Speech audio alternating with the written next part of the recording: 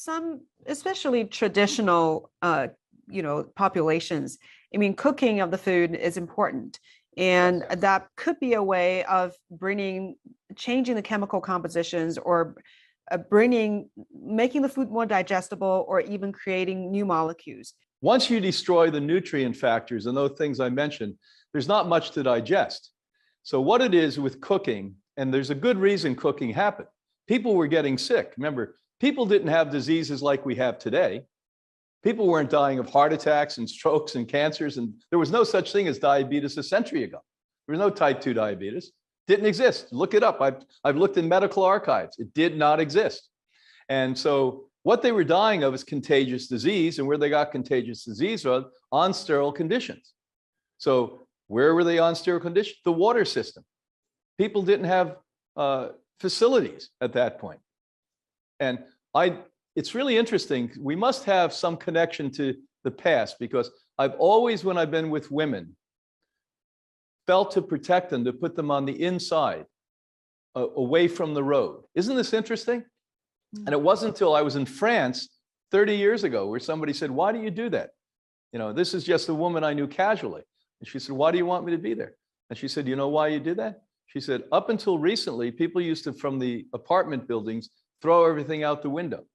And the man, to be polite and respectful to the woman, because we're not in other areas, we were obviously in this area, basically put women inside so that didn't splash on them." Isn't that interesting how it is? So this is why we got sick. And can you imagine how they grew the food?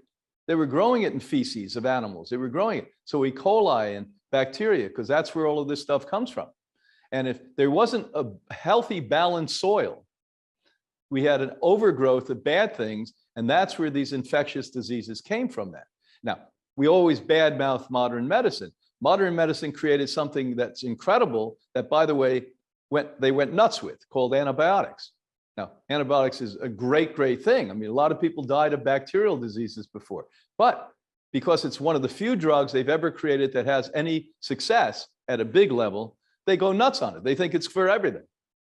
And what it inevitably does, the same thing we do with the environment, we destroy the bacteria count, we destroy the bacteria in you. The microorganisms that actually create 80% of your immune system and 90% of serotonin in serotonin receptor sites come from the healthy bacteria in your gut. You're taking antibiotics, you're taking drugs, you're taking chemotherapy, you're drinking alcohol, you're drinking soda, you're eating crap. So I honor and respect that we have traditions of eating, but it doesn't mean we were right then either. There was good reasons for it. Why did we start eating animals? Because people decided to do goofy things like live in the middle of the winter and where there was nothing living but an animal. So you had a choice. You and your children starve or you eat an animal. Why did people start to drink milk? And it wasn't long ago we started, by the way. If you know, most of the world today still doesn't consume milk. And they're the healthy ones. They don't have the problems that a lot of the milk drinkers do. It's because, by the way, that was the only food they could get. They watched the animals do it and they said, "Oh, I have a choice of starving or drinking that." So they got under the animal and did it. But, there's a lot of traditions that are really not good for us that you and I have employed. And if you just look, I did a program on this 2 weeks ago.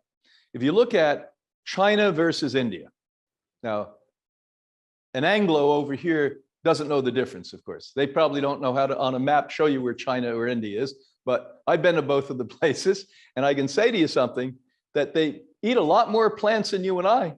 Mm-hmm. The Chinese diet is, when I was growing up, the only plant I ever saw was potatoes that were covered with butter.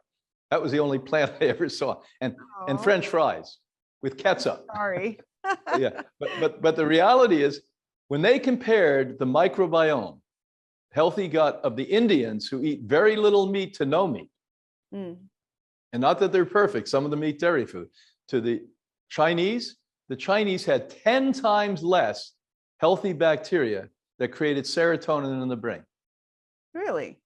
Yeah. The other thing, you don't have to jump into this full blast. If you're ill, if you're facing a disease, yes, you come to a place like Hippocrates. We're the oldest organization on the planet. We're in our 7th decade of doing this. Nobody's done it like this, and as long as it's successful, as we've seen the people. But the reality is, if not, you say, okay, if I'm eating too much bad stuff, let's reduce it by 1 week by 20%. the next week by 10%, the next. So over 5 months, 6 months, you get rid of the bad stuff. And every week you add good stuff. You're starting to fulfill in. That's sometimes easier and reasonable. If you're fighting cancer or multiple sclerosis or HIV, you got to come to a place like this. And what we just take your entire body, we dissect it, your mind, we dissect, we put it back together, give you the tools, and send you back home so that you now can continue a sane lifestyle, even though you live in an insane world.